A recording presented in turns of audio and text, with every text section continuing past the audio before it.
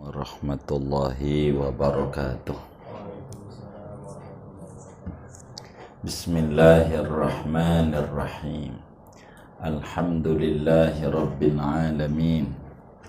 Wassalatu wassalamu ala sayyidina Muhammadin wa ala alihi wa sahbihi ajma'in. Wa yajibu 'alal aba'i wal ummahati ta'limu auladihim as-sighari. Itu ya. Dan wajib di bawahnya itu, tengah. Wa yajibu 'alal abai, dan wajib atas ayah, wal ummahati, dan bunda, ta'limu auladihim, oleh mengajarkan anak-anak mereka, as-sighari, yang kecil, wa abidihim, dan hamba-hamba sahaya mereka, ma yajibu, akan apa-apa yang wajib, alaihim, atas mereka, qabla bulughihim, sebelum balignya mereka, minat taharati, yakni daripada bersuci, wassalati, salat, wasyami, dan puasa, wa ghairi dzalika, dan selain yang demikian itu. Wa yu'arrifunahum, dan memberitahu oleh si bapak dan ibu akan anak-anaknya, tahrima zina, akan keharaman berzina, wal liwati, dan liwat, sodomi, wasariqati, mencuri, wasyurbil khamri, meminum khamar, wal muskiri, dan sesuatu yang memabukkan, wa tahrimal kadhibi, dan haram dusta, qalilihi, sedikitnya, wa kasirihi, banyaknya, wal ghibati, dan ghibah, wan namimati, dan namimah, wa syibhi dalika, dan serupa yang demikian itu. Wallahu a'lam bishawab. Saudara-saudara sekalian, Allah Subhanahu wa ta'ala di dalam surat At-Tahrim, surat yang sangat menarik. Surat Tahrim itu adanya di juz 28 akhir, mau 29. Allah menyatakan, qu anfusakum wa ahlikum nara.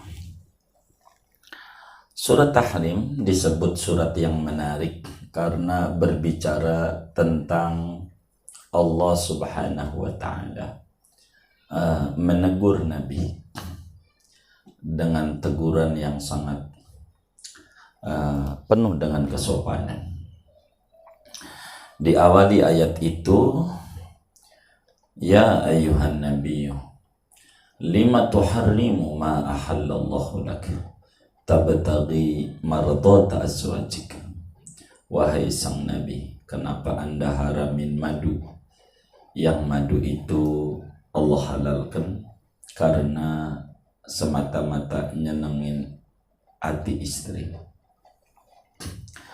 Nabi itu senang meminum madu, asal madu itu bagus, madu odeng, madu tawar.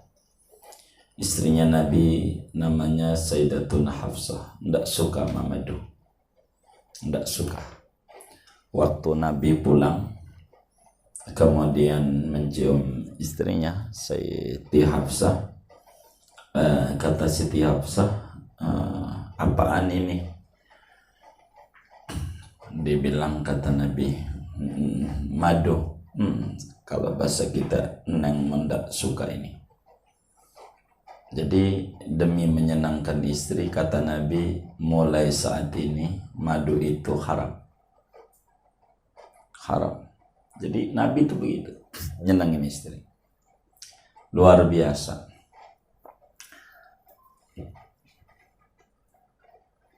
Kalau mau dicontohin di kita doyan kancing lepis. Apa tuh kancing lepis ya?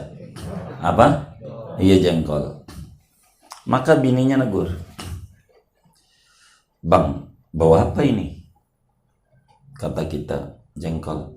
Neng gak suka. Mulai saat ini saya haramin makan jengkol. Ada gak yang kayak begitu? Kita mana bakal jawab, lu doyan kagak doyan, Suka kagak suka, ini memang dari dulu sejak nyak gue, engkong gue emang udah biasa makan jengkol, apalagi pagi nasi uduk semur jengkol. Itu udah biasa gue. Daripada lu suka nggak suka, lu tahan aja, emang ini bulan gue, lu jangan larang-larang. Itu kita. Nabi tidak. Kata Nabi, mulai saat ini madu haram ditegur oleh Allah. Begitu dalam tafsir-tafsirnya. Ibnu Katsir juga mengatakan begitu. Wahai Nabi, jangan. Kalau kita nggak suka aja. Jangan bilang haram, sebab bakal jadi hukum. Kalau udah haram, jadi ya mulai saat ini saya nggak makan madu dah. Nggak apa-apa, tapi jangan bilang haram. Sebab madu halal. Kalau haram jadi repot. Jadi jangan bikin-bikin hukum. Baru begitu sama Allah. Singkatnya itu penyebab namanya tahrim gitu. Tapi dalam surat ini Allah jelaskan qu anfusakum wa ahlikum nar. Ya ayyuhalladzina amanu.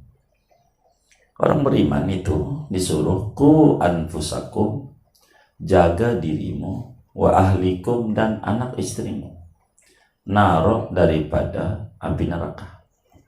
Wa quduhan nas wal hijarah, yang bahan bakarnya adalah manusia dan batu.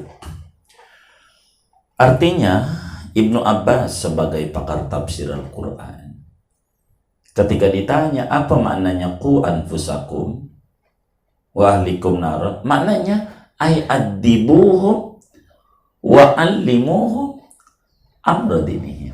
Begitu kata Ibnu Abbas sebagai pakar tafsir Al-Quran dari kalangan sahabat. Jagalah keluarga dari neraka tuh bukan dijaga-jaga, bukan. Didik, ajarin agama. Itu namanya jaga. Berangkat dari situ, kiai kita ini menjelaskan tentang tugas-tugas orang tua kepada anaknya. Kata kiai kita, wa yajibu 'alal abai wal ummahati ta'limu auladihim as-sighari wa abidihim ma yajibu 'alaihim qabla bulughihim minat tahara wassalah wassiyam wa ghairi dzalik. Seorang ayah dan bunda, termasuk juga tuan kalau dia punya budak, termasuk juga wasi. Wasi itu ibu panti, bapak panti kalau anak yatim. Dia yang ngelola, yang ngurus. Itu diwajibkan ayah bunda itu ngajarin anaknya tentang agama sebelum balik. Itu kewajiban. Kita wajiblah ajarin anak kita tentang agama dari kecil. Ini namanya huququl walad 'alal walid. Kewajiban ayah bunda kepada anak atau hak-hak anak. Jadi wajibu, wajib. Artinya wajib itu ya kalau ditinggalin dosa.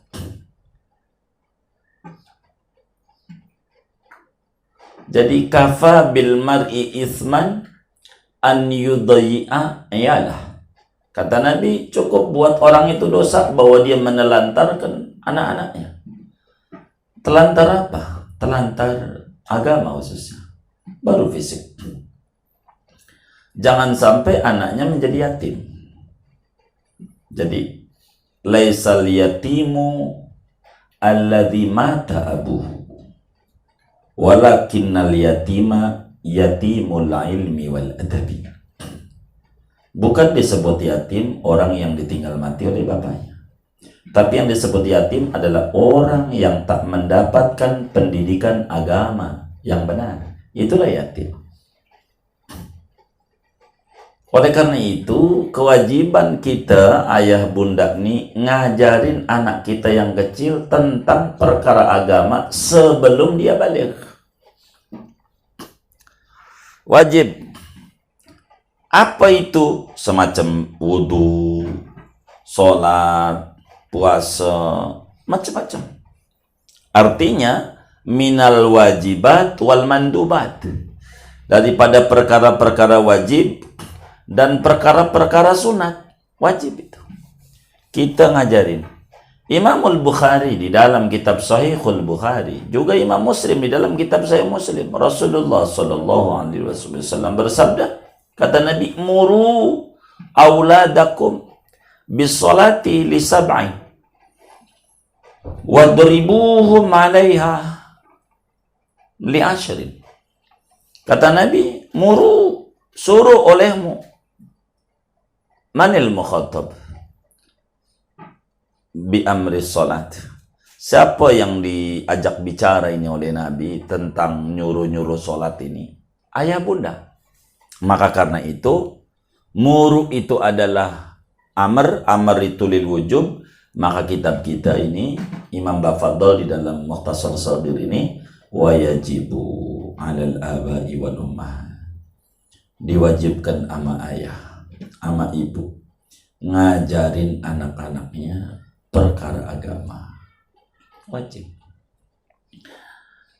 Artinya ngajar ini dua kewajiban ini. Bisa saja ngajarin itu langsung, bisa juga tidak langsung. Yang penting kita nggak dosa. Nggak langsung itu dipondokin. Maka anak kita itu kita pondokin. Dipondokin itu bukan buang anak, bukan. Mondokin itu bukan benci anak, bukan. Mondokin itu saking sayangnya sama anak. Dititipkan kepada orang yang lebih mengerti cara merawat amanat Allah.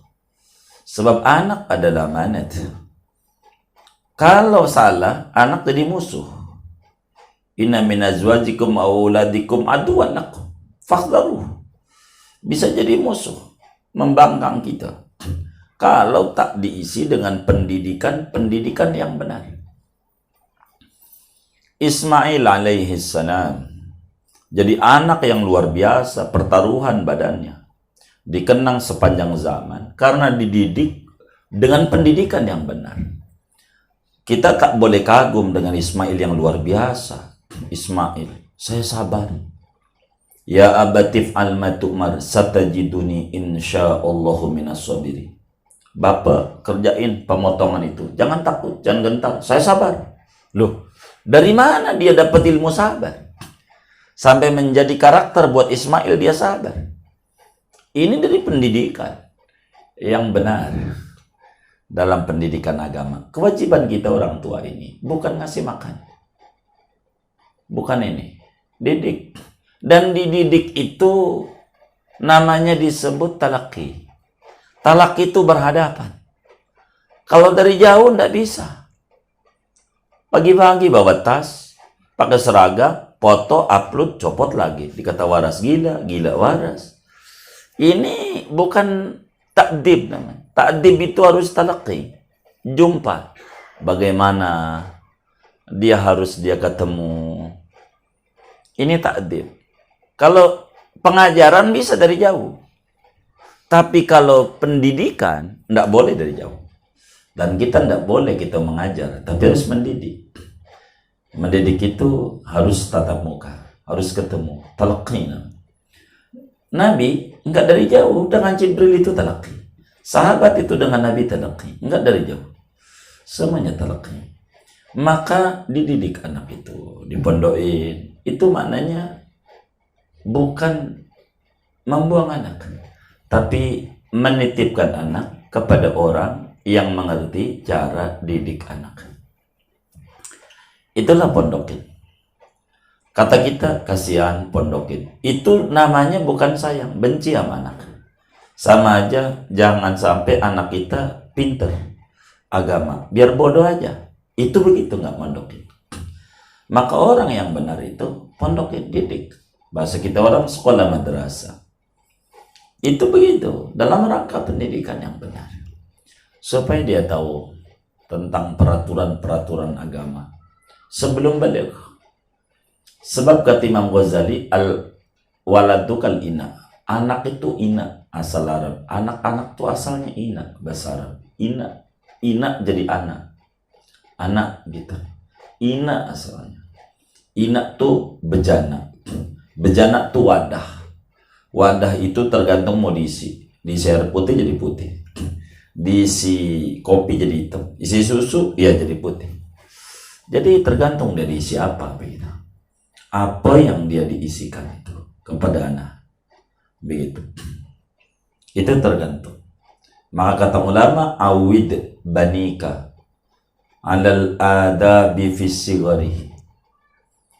Biasakan anak-anakmu dengan adab yang baik sejak kecil. Dididik. Maka Nabi itu menyuruh dan ulama kita menyuruh. Wajib hukumnya kalau kita jadi ayah. Jadi ibu wajib. Untuk apa? Untuk mendidik anak-anaknya. Ma yajibu alaihim, apa yajibu itu fi'il mudhari yang akan jadi kewajiban dia ke depan. Kapan ngedidiknya? Sekarang, qabla bulughihim, sebelum dia dewasa. Jangan udah gede. Kalau dididik udah gede repot. Udah repot. Jadi innal ghusuna idza addal tadalat. Yang namanya udah jadi batang, dilempengin patah. Udah jadi batang. Tapi kalau masih jadi ranting, itu enak dilempenginnya. Pohon miring masih kecil, tunjang jadi lurus. Kalau udah gede patah. Maka jangan udah gede didiknya. Itu megelin. Itu megelin. Kalau udah gede, maka dari kecil harus dididik. Nantinya enak sama kita orang tua. Dididik yang benar. Nah, dipondokin mah nyiksa anak.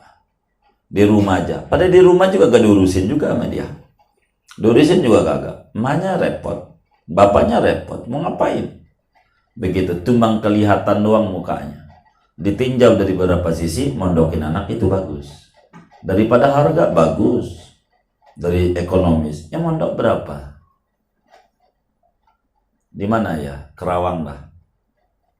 Anak-anak umur 4 tahun, 5 tahun, ada 4.000 itu di Kerawang tuh. Umur 45 tahun.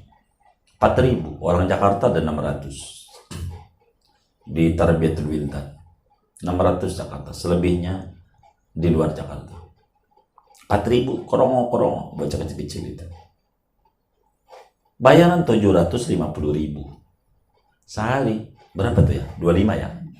Hah? 25 dikali 30. Terus 25.000. Makan 3 kali. Ya kita mau pembantu aja tuh bayar buat ngurus doang. Nggak cukup di Jakarta itu. Kalau kita mau tinjauannya nilai ekonomis. Murah. Tidak mahal. Pondoin. Kalau tidak dipondoin, repot. Sering kali kita berharap anak kita jadi bagus. Tarjun najata walam tasluk masalika inna safinata la tajri 'alal yabasi. Anda pengen anaknya bagus, tapi prosedurnya tak ditempuh ngimpi sebab perahu tidak bisa jalan di daratan yang kering kerontang. Jadi pendidikan ini harus benar. Wajib tuh ayah, bunda ngajarin agama. Quran yang nyuruh, ku anfusakum. Ku itu amrun minallahi,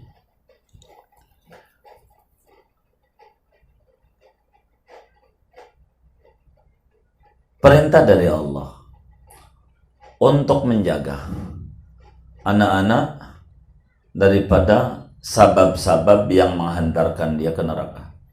Salah satunya sabab itu al-jahlu fiddin, tak ngerti agama. Maka kita orang tua wajib untuk dididik dengan didikan agama. Nabi nyuruh banget, muru auladakum bis-shalah, suruh untuk sholat. Maksudnya bukan sholat doang, perangkat menuju sholat. Toharo, minat toharo, ajarin wudu, ajarin ini wudu begini, cebok begini, kencing begini, ini ajarin anak-anak, ajarin. Sering kali anak kita dibawa ke masjid masih kecil. Nabi juga begitu. Enggak begitu Nabi. Nabi anaknya Hasan Hussein umur 8 hari disunat. Emang begitu aturannya. 8 hari disunat. Karena kita ya Sampai SD aja belum sunat. SMP, SMA baru sunat. SMA lah kan udah kumisan. Waktu mau disunat ngelawan sama dokter. Bukan orangnya, yang bawahnya juga.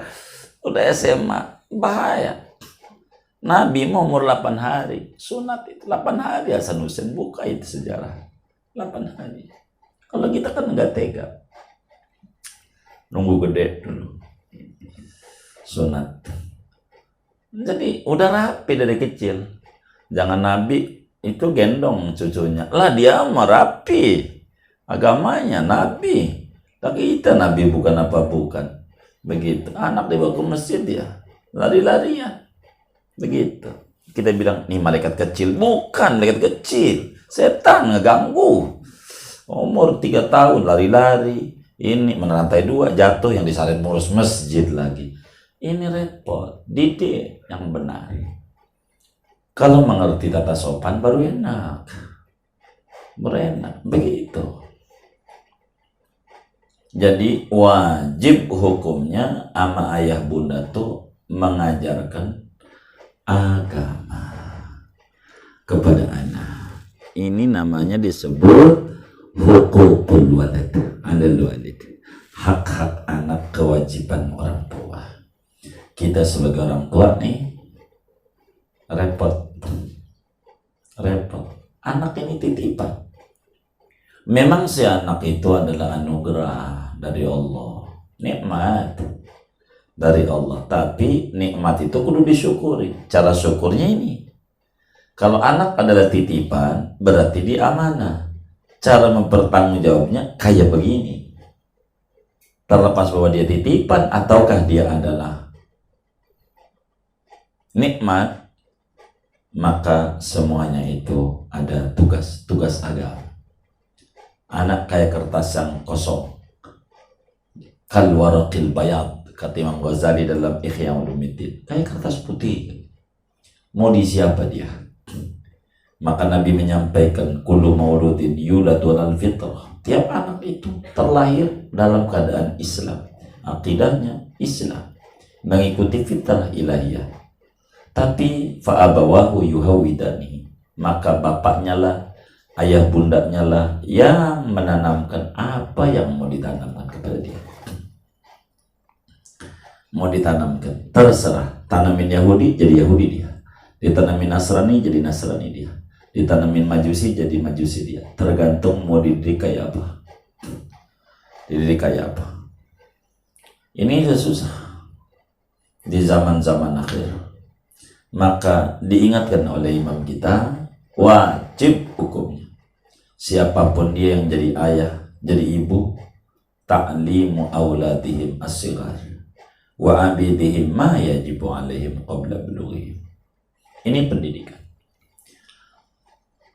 Maka orang dari hamil tuh disuruh baca surat Yusuf, disuruh juga baca surat Maryam.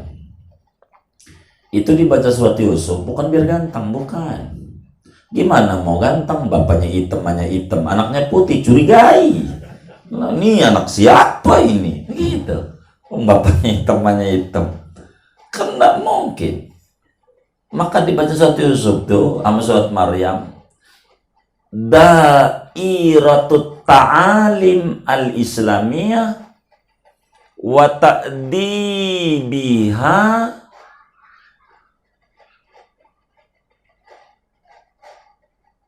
mansuratun fi hataini surataini. Jadi peredaran, pengajaran dan pendidikan Islam terhadap anak itu beredar. Begitu dijabarkan pola-pola pendidikan Islam pada 2 surat ini. Maka ulama itu menyuruh kita baca surat Yusuf bukan biar ganteng. Gara-gara orang Jawa biar ganteng, maka ada yang dengar nih. Diceramain nama yang dengar. Ini salah baca Yusuf. Gantengan Nabi Muhammad sama Yusuf. Maka kudunya kalau hamil baca surat Muhammad. Perang lulu isinya, perang surat Muhammad. Bukan judulnya, bukan. Kandungan isi. Isi daripada surat Yusuf, bagaimana Seorang calon ayah harus mengerti cara mendidik anak. Surat Maryam begitu. Surat Maryam contoh. Allah Subhanahu wa taala berfirman, "Ya Yahya, khudhil kitaba biquwwah wa atainahul hukma sabiyya wa hananan min ladunna wa zakah wa kana taqiyya wa barram biwalidayhi wa lam yakun jabbaran 'asiyya." Allah Subhanahu wa taala menyampaikan bagaimana Islam harus menerapkan pola pendidikan. Islam sudah punya kurikulum tersendiri. Bagaimana cara kurikulum Islam yang benar? Mulai dari 0 sampai 7, 7 sampai 14, 14 sampai 21, itu semuanya sudah diatur. Tidak ada kurikulum di dunia sebagus kurikulum Islam. Nabi Isa berinjil. Maka pelajari Al-Quran dengan mantap, dengan benar. Itu namanya pendidikan. Jadi tanamin agama sejak dini. Allah yang nyuruh. Namanya pola pendidikan Al-Quran. Dia bisa disorot Al-Quran. Dari sini aja itu bisa jadi tesis, bisa jadi disertasi. Pola pendidikan Islam dalam tinjauan surat Maryam dan surat Yusuf. Ini aja udah jadi itu. Doktor lah orang. Orang yang gitu doang. Gampang yang kayak begitu. Nggak sulit. Yang sulit ini agama ini nih. Sulit agama. Kalau gampang surga semua orang. Begitu. Susah ini agama. Jadi bagaimana kita sebagai ayah, sebagai ibu, ini paling pusing kalau udah ngomong urusan anak. Pusing. Begitu. Karena kita sudah rusak pola pendidikannya. Tidak sedikit itu. Ada seorang ayah dan ibu, dia jalan ke Ancol. Dia lihatlah lumba-lumba. Dia lihat lumba-lumba. Kata si pawangnya itu, ini suruh lompat pakai kolong begini. Suruh lompat begitu dong pakai kolong. 5 kali ya lumba-lumba ya lompatnya ya. 5 kali. Maka kemudian itu si lumba-lumba itu lompat. Wa ja'ala lakum sama'. Pendengaran dulu yang dibuka oleh Allah. Dia dengar melodi pakai jazz, pakai ini. Ya mereka nggak punya Quran, nggak punya ajaran.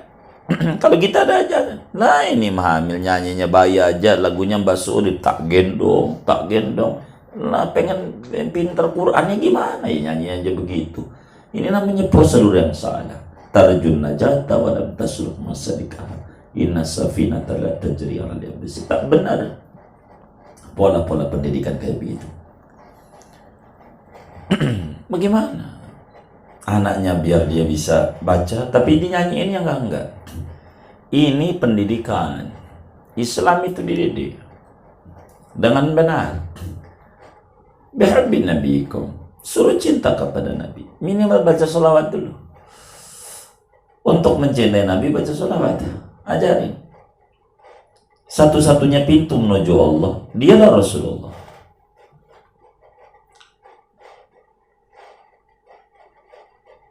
Siapa saja yang pengen menuju Allah tanpa pintu Rasulullah tidak bisa. Sebab huwa babullah. Nah pintu kita menuju Rasulullah lewat nyebut-nyebut namanya. Begitu, nyebut-nyebut namanya, lewat bersolawat. Maka solawat pintu kita menuju Rasulullah. Rasulullah pintu kita menuju Allah. Maka baca solawat pintu kita menuju Allah. Itu begitu, solawat aja dulu. Tanami, baca solawat. Solawat aja. Biar ada nama Muhammad pada dirinya. Itu Nabi. Adibu auladakum. Bocah. Mahabbatun Nabi. Jangan sampai anak kita superhero. Ipin Upin masih mending lah. Walaupun kita nggak tahu itu bapak ibunya siapa itu. Cuman kakaknya dong tahu, kita Kak Ros namanya. Kakaknya. Ibu bapaknya sampai detik ini kita nggak tahu tuh Ipin Upin. Atau barangkali ada Al-Mukhtar ini tahu bapak ibunya. Saya juga nggak tahu juga. Lari Santuni itu Ipin Upin. Nggak ada bapak ibunya. Nggak tahu dari pohon pisang kali. gitu. Ada subasa yang nggak jelas. Karena yang ditanamin itu, maka tanamin agama kepada anak-anak. Itu kewajiban kita. Wa hubbi ahli bait. Dan ditanamin mahabbah kepada Ahlul Bait. Kalau nggak ada mahabbah Ahlul Bait susah. Uang pintu menuju Rasul juga mahabbah Ahlul Bait. Mencintai yang dicintai oleh Nabi. La as'alukum alaihi ajra illal mawaddata fil qurba. Aku tak minta apa-apa dakwah ini. Cintai Ahlul Bait saya. Begitu. Ahlul Bait itu nujum fil ardi, safinah kita. Ahlul Bait nggak bisa. Kita harus mencintai Ahlul Bait. Orang nggak bisa ma'rifat kepada Allah kalau tidak ada mahabbah Ahlul Bait. Jadi syarat ma'rifat itu banyak. Jadi min syuruti ma'rifatil abdi li rabbihi an yuhibba ahla baitil Mustafa. Di antara syarat orang bisa ma'rifat kepada Allah, maka kudu ada mahabbah Ahlul Bait. Tanpa mahabbah Ahlul Bait, orang tak bisa untuk ma'rifat kepada Allah. Bohong ma'rifatnya kalau nggak ada mahabbah kepada Ahlul Baitnya Nabi Muhammad SAW. So didik watilawatil Quran dulu. Didik. Habis itu baru nih didik perkara-perkara agama, ajarin wudu, ajarin sholat yang benar, ajarin puasa, ajarin yang lain-lain daripada pendidikan Islami. Supaya betul-betul pendidikan ini pendidikan Islam. Ini yang harus ada. Dan di kita mulai pelan-pelan runtuh pendidikan ini. Madrasah pada belum tikar, hatta pada akhirnya madrasah sudah berubah 180 derajat dari pendidikan dulunya. Dulu dari madrasah dia orang bisa baca kitab dulu. Kalau sekarang biar berkata bercirikan Islam, enggak bisa juga. Sudah bergeser 180 derajat, dituntut. Itu begitu, udah repot.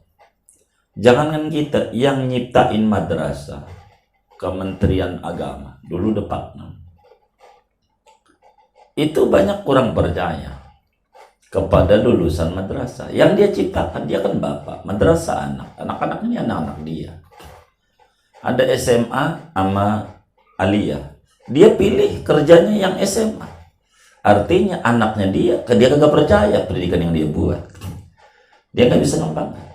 Antara kuliah di IAIN sama di UI, dia pilih UI dia. Artinya nggak percaya sama program yang dia buat. Dia bagaimana menghasilkan, nggak yakin. Maka pesantren bertahan. Apalagi kayak sekarang, pendidikan jarak jauh, pesantren yang bertahan sampai sekarang. Bagus. Mau ngadepin COVID kayak begini pesantrennya, tinggal diisolasi, kurung di kamarnya, nggak usah keluar, kasih makan, enak. Kalau mau kena, tapi enggak. Waman dakhalahu kana aminah. Masuk ke tempat kebaikan itu selamat, tidak bakalan. Itu Quran janjinya begitu.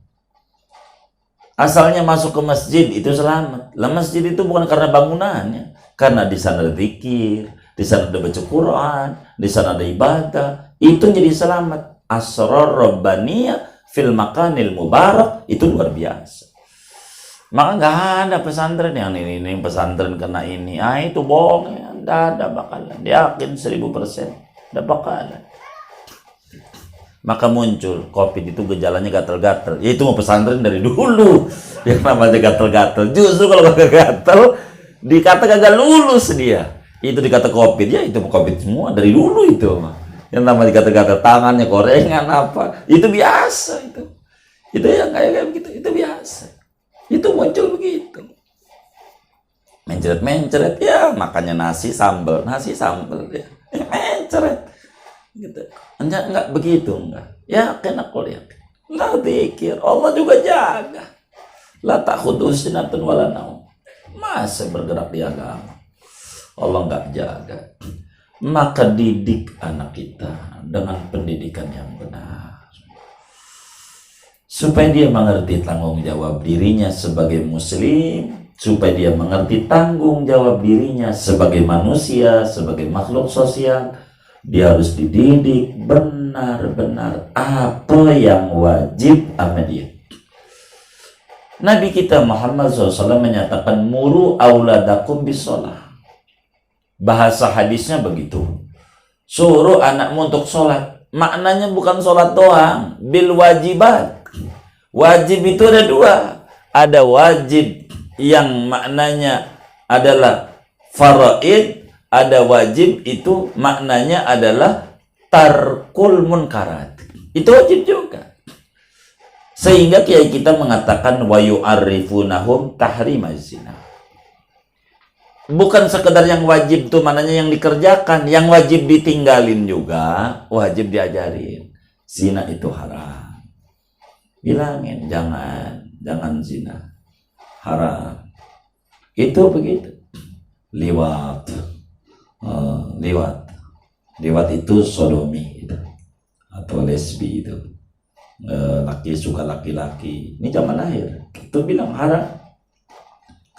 Jangan sampai kalah sama ayam. Ayam jago tuh belum pernah seumur-umur dia demen sama jago lagi. Ayam itu. Belum ada ceritanya jago demen sama jago. Lah, akhir zaman. Orang laki demen sama laki. Mau dilegalkan perkawinannya. Innalillahi wa inna ilaihi raji'un. Ini mama ayam masih tinggian ayam. Nah, ada ayam jago demen sama ayam jago. Demennya sama babon ya namanya perempuan gitu. Tuh begitu. Ini enggak benar. Liwat bahasanya itu. Liwat itu kaum Nabi Lut. Disebut Lut itu demennya laki sama laki. Dari zaman Nabi Lut. Maka liwat. Orangnya disebut Luti. Kaum Nabi Lut. Nah, emang dari dulunya begitu. Demennya laki-laki. Begitu. Ini enggak benar yang kayak begini. Ada penyimpangan seks namanya disebut orang belakangan. Itu diajarin, enggak boleh begitu zina, enggak boleh liwat, wasadikoti mencuri, nyolong enggak boleh, jangan nyolong. Begitu ngambil enggak boleh, haram. Diterangin. Bahasa cara neranginnya mah terserah. Pamali, orang dulu mau caranya. Pamali ini. Itu namanya cara menyampaikan. Itu bahasa Islam tidak mengatur. Bahasa. Bagaimana bahasa di daerah itu yang menarik. Untuk mengajak. Jangan mencuri. Bahaya. Begitu. Itu diterangin tuh sama anak-anak wajib. Bahasa sekarang mengajarin akhlak lil bani. Gitu. Udah mulai hilang pelajarannya. Itu di sana ada akhlak lil bani. Itu pendidikan. Ada kitab lagi Syekh Ahmad Syakir Wasoyal Abadil Abna. Itu pendidikan akhlak. Bagaimana akhlak Islam? Ini harus dididik dengan benar. Salah pendidikan bahaya. Maka orang tua yang menyerahkan anaknya kepada pembantu non-muslim umpamanya, maka lambat laun akidah Islamnya akan rusak. Mengikuti akidah siapa yang dia ikuti? Muslim dididik pada sekolah-sekolah non-muslim, maka akidah Islamnya akan rusak. Mengikuti pendidikan yang diajarkan oleh para guru-guru non-muslim, maka muslim itu harus ditanamin pendidikan yang benar. Begitu. Sekolah dalam Islam bukan untuk mencari kerja, bukan untuk mencari pengetahuan. Maka sebetulnya oleh ulama udah diatur Kementerian Pendidikan, bukan pengajaran. Udah diatur oleh dulu para pendiri bangsa itu. Sebab beda antara mendidik dan mengajar. Kalau mengajar mentransfer ilmu supaya orang berpengetahuan. Tapi kalau kemudian pendidikan mentransfer ilmu dan mencontohkan supaya orang berakhlakul karimah. Dan itu yang ditanamkan oleh Nabi. Innama bu'istu li utamima makarimal akhlak. Aku diutus untuk merapikan akhlakul karimah. Berarti enggak ilmu, enggak. Justru di atas itu. Maka disebut al-adab qabla al-ilm. Jadi maka disinilah ta'alim Islamiyah itu ada. Adab dulu sebelum ilmu. Adab dulu. Adab.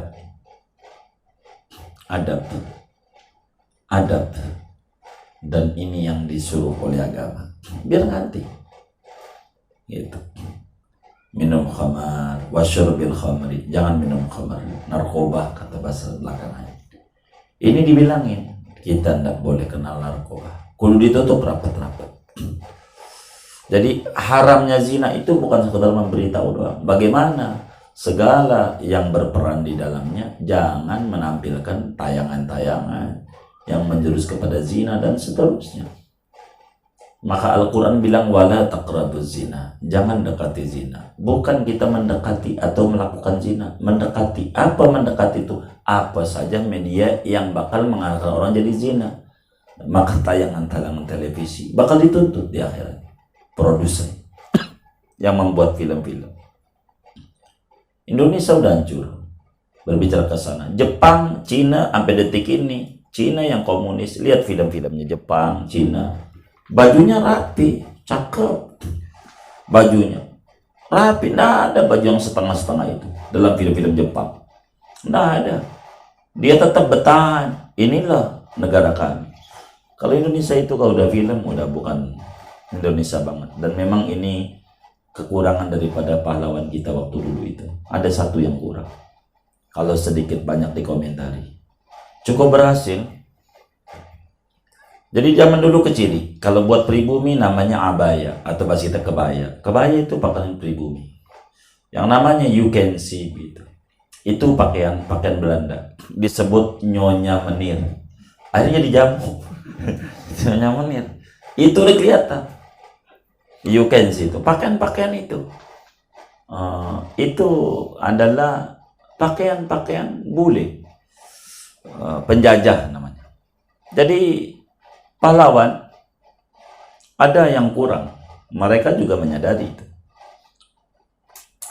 Jadi ngusir tuh ternyata bisa diusir orangnya. Belanda sudah hengkang dari kita punya negeri, Belanda. Cuman waktu Belanda kabur tuh orang doang, bajunya masih ketinggalan di kita. Akhirnya bajunya dipakai sama orang kita. Itu baju Belanda itu. Baju kita dibawa sama dia. Jadi kebalik. Masih ketinggalan itu bajunya. Nah ini yang baju-baju yang beredar ini. Itu kayak begitu. Abaya udah hilang. Kalau lagi kawinan doang, baru udah kebaya dah. Begitu. Kerudung aja kalau udah mati, baru dakwah. Kalau kita mau melayati itu ibu-ibu, yang gak dapat kerudung aja pakai kerudung. Dakwah orang mati, ya gimana ya dia mau lihat. Mau masih hidup. Dakwah mau begitu. Ini nih wajib kita ngajarin mereka, anak-anak kita, khamar haram, zina haram, liwat, mencuri, korupsi lah, syurbil khamri. Itu dari kecil, dididik. Jangan sampai dia nyolong, jangan. Begitu, enggak boleh. Wal muskiri, wa tahrimal kadhibi. Sampaikan juga bohong itu dosa. Jangan bohong. Udah ngaji belum? Udah. Yang benar nih. Begitu. Bilang, bohong dosa. Bilang, dosa. Bahaya bohong. Nanti nggak dipercaya. Jangan bohong. Nggak boleh. Qalilihi, mau sedikit ke bohongnya. Wa kasri, mau banyak. Saya mau bohong dikit. Kagak ada dikit-dikitnya. Udah bohong, udah kagak bener aja. Siddiq. Syekh Abdul Qadir Al-Jilani. Karena dia ditanamin oleh bundanya dan ayahnya.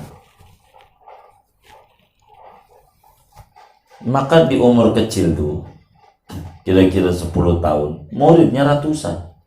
Syekh Abdul Qadir. Itu gara-gara tidak bohong. Imam Ghazali radhiyallahu anhu di dalam kitab Ihya Ulumuddin, Babus Siddiq, tentang munjiat. dan juga pada muhlikatnya tentang tahrimul kadzib, itu menceritakan bagaimana Syekh Abdul Qadir umur 10 tahun udah punya murid ratusan. Waktu mau dipondokin nama ibunya, Abi Soleh, abahnya itu yatim, Syekh Abdul Qadir. Maka mau dipondokin sama ibunya nih leher baju nih, diisi duit. Zaman dulu kan begitu, belum ada ATM. Jadi pakai di sini nih, ininya dibongkar, kasih duit, digesper, diselipin di kaos kaki, diselipin tuh. Jadi biar nggak hilang, biar nggak dicolong, dipalakin nggak bisa. Jadi mau dianterin dari Baghdad, mau mondok. Akhirnya ditumpangin sama kafilah. Masih banyak utau tarik tuh begal. Banyak begal. Akhirnya rampok banyak.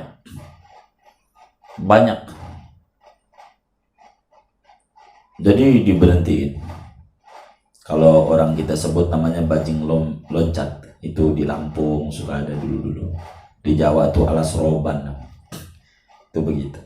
Jadi dirampok. Dimintain duitnya, yang nggak ngaku dibunuh. Wah, banyak yang mati kafilah. Syekh Abdul Qadir ditanya oleh anak buahnya rampok. Kalau rampok itu nggak sedikit, komplotan, namanya komplotan penjahat, banyak. Maka Syekh Abdul Qadir ditanya, bocah, bawa apa? Gitu. Namamu siapa? Dia jawab, Abdul Qadir. Bawa apa? Dia bilang, ini di tas ransel ini isinya kitab, baju, adapun duit diselipin di sini nih oleh mak saya, digesper juga nih, ada nih duit, sama di kaos kaki. Itu diterangin begitu tuh, sama anak buah rampok ditertawakan. Lalu bocah. Ini aja yang gede kagak ngaku barang-barangnya ditaruh di mana. Lu mah yang gua kagak tahu aja jadi tahu, begitu. Jadi nggak diapa-apain sama anak buahnya rampok. Akhirnya dia diserahin aja sama pimpinannya, bosnya rampok. Bos, urusan ini kamu aja, saya yang lain. Maka ditanya sama bosnya rampok, namamu siapa? Abdul Qadir. Apa yang kau bawa? Dibilang, ini kitab, ini baju, duit diselipin di sini, sama digesper kaos kaki. Itu raja rampok tuh ketawa sama sebenak buahnya. Lucu juga nih bocah, dasar bocah polos. Itu dibilang bertanya raja rampok. Kalau bahasa kita, jujur amat lo tong, begitu. Kata Syekh Abdul Qadir, saya diperintahkan oleh ibu untuk menjadi orang yang tidak bohong. Saya harus jujur. Raja rampok bertanya, kan ibumu nggak tahu. Andai kamu bohong, boleh nggak tahu. Tapi suatu saat saya ditanya, kamu jujur nggak? Saya bilang jujur, bohong. Itu di dunia, belum di akhirat. Itu diomong begitu terus Abdul Qadir, raja rampok nangis. Kata raja rampok di hatinya, ya Allah nih bocah, masih bocah aja udah ngomongin akhirat. Saya udah tua bangke. Bangke apa bangka sih? Oh bangka, kan orang Betawi biasanya bangke, kan pakai biasanya. Udah tua bangka, saya masih bengalaya, gitu. Jadi dia nangis, sedih dengan tiap hari ngerampok, tiap hari merampok, nangis. Anak buahnya datang, bawa barang-barang. Dia kaget, bosnya nangis. Lah, seumur-umur bosnya nggak belum pernah nangis. Emaknya mati aja kagak nangis tuh bosnya. Ini nangis. Hebat juga nih bocah. Bos saya diapain? Ditanya, bos diapain sampai nangis? Bosnya masih ngesek aja. Akhirnya bosnya kumpulin anak buahnya. Duduk. Suruh duduk. Enggak ada apa-apain. Tapi kenapa nangis? Begini, kata raja rampok. Anak buahku, ente ikut saya udah lama. Seingat saya, ilmu macam-macam cara ngerampok udah saya turunin. Model gimana aja cara ngerampoknya, ente ini udah bisa menurut saya. Ilmu apa aja nggak ada yang saya umpetin tentang merampok. Jadi maksud saya begini, saya mau ngaji sama ini guru, walaupun masih bocah, 10 tahun. Saya mau insaf. Jadi sehingga, andai kamu mau nerusin ngerampok, ilmu tuh udah cukup. Silakan kalau kamu merampok, tapi saya mau insaf. Bagaimana kamu? Itu pada dalam lirik. Dari mulai wakil-wakilnya dia ampe yang punggawa-punggawa. Gimana?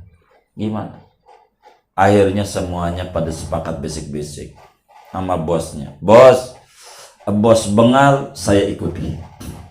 Sekarang bos insaf, saya juga ikut insaf. Akan mulai saat itu Syabdul Qadir baru mondoknya doang nih. Ratusan muridnya. Udah punya murid umur 10 tahun. Insaf. Gara-gara sidik. Tidak bohong. Jadi ajarkan kepada anak itu tentang tahrimal kadhib. Keharaman bohong. Mau dikit, mau banyak. Tidak boleh bohong. Tidak boleh bohong. Jangan ajarkan bohong. Jangan. Jadi tidak boleh. Wal ghibati ghibah. Ghibah ngomongin kekurangan orang. Ghibah. Jangan diajarin. Jangan. Ini tidak boleh nih ghibah. Tidak boleh. Haram. Kebaikan aja yang ngomongin. Wan namimah. Namimah tuh ngadu domba. Ngadu domba tuh bukan kambing sama kambing diaduin, bukan. Menghasut. Dan itu besar bahayanya. Namimah itu. Zaman dulu ditulis oleh Imam Zainuddin Al-Malibari dalam Irsyadul Ibad. Ada orang sembarangan masalah namimah ini. Ada budak cakep, badannya bagus, keker. Narik sapi aja kuat, saking badannya bagus, kuat. Dijual murah. Kalau pas kita Mercy dijual murah. Budak tuh. Dibilang sama pedagangnya jujur. Kenapa ini budak ini jual murah? Karena dia punya penyakit namimah, tukang ngadu domba. Kata dia, lah ngadu domba, penyakit ringan. Ya terserah. Akhirnya dibeli oleh orang itu. Ditulis oleh Syekh Zainuddin Al-Malibari cerita ini dalam kitab Irsyadul Ibadnya. Akhirnya pasti beli. Lama-lama penyakitnya kambuh, ngadu domba. Dia bilang sama ibu majikan, Bu, apaan? Itu si bapak mau nikah lagi. Yang benar. Aduh, si Bu gak percaya. Saya kan tahu. Begitu. Jadi bagaimana menurutmu? Ini udah mau bentar lagi dia mau nikah. Jadi menurut saya, ini orang Arab itu nama jenggot luar biasa piaranya. Orang Arab. Jadi jenggot itu kebanggaan. Sampai detik ini nih, di Arab itu, kalau kita pengen jadi PNS nggak ada jenggotnya, wes nggak bakal lulus. Mau nilainya bagus kayak apa, kayak pinternya. Jenggotan itu syarat utama di Arab. Jenggotan. Maka ada orang-orang kita tuh nyontoh begitu tuh. Atuh doang, masih dipiara juga jenggot. Atuh. Iya, kan kagak menarik banget gitu ya. Jenggotan. Maka kemudian itu dia bilang, ibu biar dia kagak nikah lagi, cukur aja jenggotnya nanti malam. Cukur jenggotnya. Biar dia nikah lagi. Oh iya, terima kasih. Itu si majikan lakinya datang. Dibilangin, Pak, ibu ini mulai gak demen sama bapak. Yang benar, ya Allah. Dia udah ngomong sama saya berkali-kali. Udah pengen bunuh bapak aja. Gitu. Ngeri. Yang saya dengar nih, nanti malam, dia bakal pegang pisau. Pengen bunuh bapak. Yang benar, ya terserah. Saya kan nggak mau ngomong sembarangan sama bapak. Maka di tempat tidur itu adu pantat itu laki sama bini. Malamnya si laki diintip bininya belum tidur, Bininya ngintip laki belum tidur, pengen ngerok jenggotnya itu si bininya. Karena kalau udah tidur kan enak dikeroknya. Dia kagak tahu si lakinya kalau gua meretok dibunuh. Begitu. Bininya kapan? Ini dia tidur, pengen saya kerok biar jangan kawin lagi. Lama dia. Akhirnya pura-pura tidur si lakinya. Pas pura-pura tidur, baru bininya, bang, diam aja. Udah tidur nih, keluarin pisau cukur tuh, tempelin di sini. Oh benar berarti itu dia mau bunuh saya. Udah langsung direbut pisaunya, ditusuk tuh bininya. Udah perang tuh antara keluarga si perempuan laki karena dia bunuh. Ini gara-gara namimah. Si bininya mau pikirannya bagus biar jangan lain lagi. Lakinya dibisikin mau dibunuh. Jadi udah pikirannya dia mau bunuh. Begitu. Ini namanya disebut namimah. Kata Nabi, la yadkhulul jannata qattatun. Qattatun tuh ainama. Tidak bakalan masuk surga orang yang tukang ngadu-ngadu. Ngomong kemari lain, kesono lain. Ala wajhil ifsad. Tapi ala wajhil islah bagus. Begitu. Ini ngerusak. Kesini ngomongnya lain, ke situ lain. Ini namanya namimah. Dosa besar. Nah, di sini jadi leket sono, sini jadi tambah ribut aja. Ini namanya disebut menghasut. Bahasa Arabnya namimah. Bahasa lainnya ngadu domba. Jadi biar panas sana sini. Ini tidak benar. Ini kudu diajari sama anak-anak bahwa namimah juga haram. Ala kulli hal, kewajiban bapak dan kewajiban ibu ngajarin dua aspek.